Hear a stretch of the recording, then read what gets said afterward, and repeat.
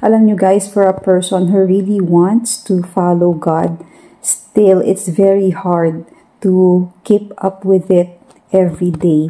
Kaya I make sure that I read my Bible every day kasi yan yung nag-guide sa atin. Every day, kahit sabihin mo pa that you are a follower of God, there are temptations that will really come your way.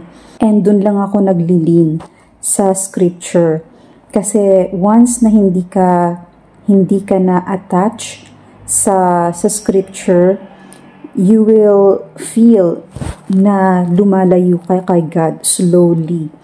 Gradually, lalayo ka kay God. That's why you have to always feed your mind, your heart ng mga stuff or ng mga things that make you closer to God. Especially for us, mga millennials, diba? We are very mulat sa entertainment. And for me, kahit na sinasanay ko yung sarili ko to watch Christian apologetics, mga debates, yung mga sermons ng sa streets, sa churches, and yung mga podcasts ng mga Christians, you know, kahit sinasanay ko yung sarili ko to do that every day, sometimes talaga I really want to watch movies. Kasi 'di ba yung body natin is really sinful, kaya para naghahanap siya ng worldly things.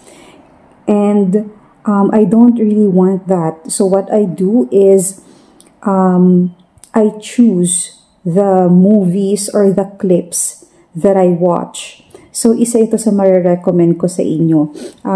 If may mga times that I don't want to watch Christian debates and podcasts, ang ginagawa ko, I watch movies, but I see to it that the movies that I'm gonna watch are Western movies.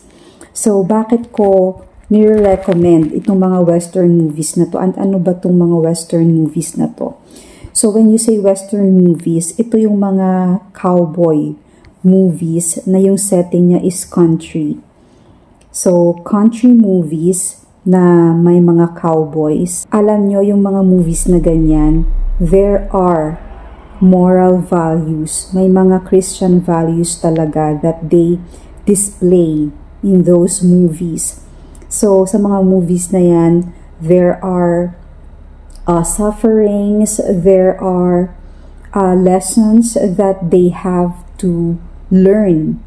Tapos, pinapakita talaga doon that some of their family members or friends or the community, they always go to church or read the Bible and whatnot. So, napakaganda tong alternative sa mga movies na gusto nyong panoodin.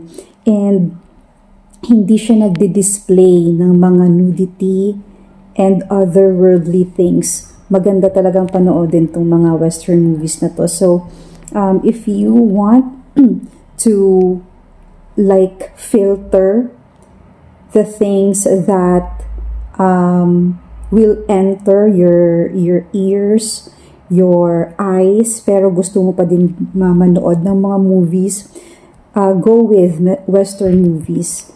And I'm sure na you will be entertained just like how other movies do.